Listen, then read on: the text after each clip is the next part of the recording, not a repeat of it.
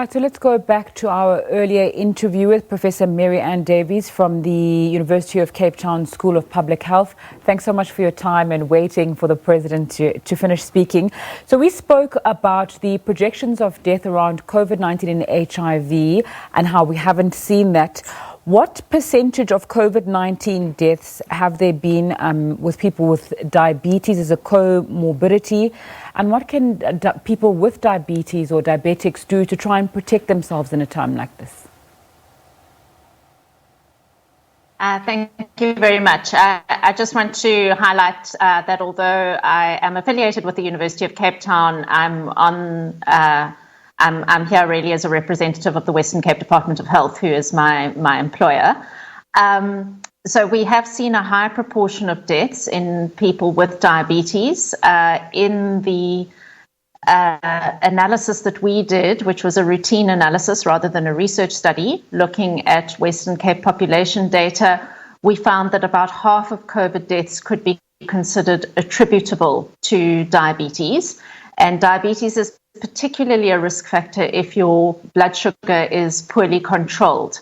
And so people with diabetes, the most important thing that they can do is to continue to take their medication, to regularly check their blood sugar and make sure that it is controlled, and if it is not, to consult with their doctor to find out if their medication needs to be adjusted, and to ideally do that telephonically if possible, so that they don't need to go out and expose themselves to COVID risk.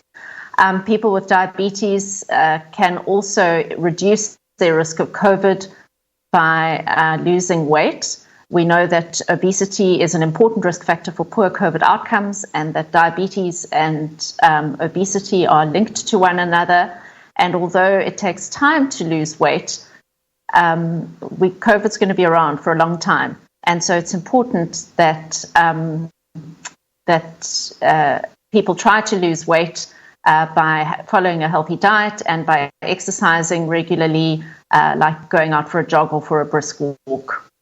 Okay, so the NICD spoke about seasonal flu numbers being low this time of the year in the beginning of June.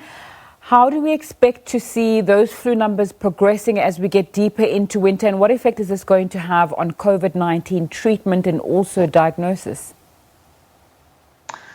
Due to the social distancing that's been practiced in the country, we have seen a reduction in seasonal flu and also respiratory syncytial virus. And that's actually been very helpful because it's helped to lower the burden of people needing to visit our health systems. And we hope that people will continue to social distance and that we'll continue to see that reduction. But obviously, as social distancing has reduced and as we've gone to level 3, and if we move to lower levels, then people are moving around. And with winter, we know that these respiratory viruses do circulate. And so it is possible that people may develop these conditions, and that will place a burden on our health systems, particularly influenza.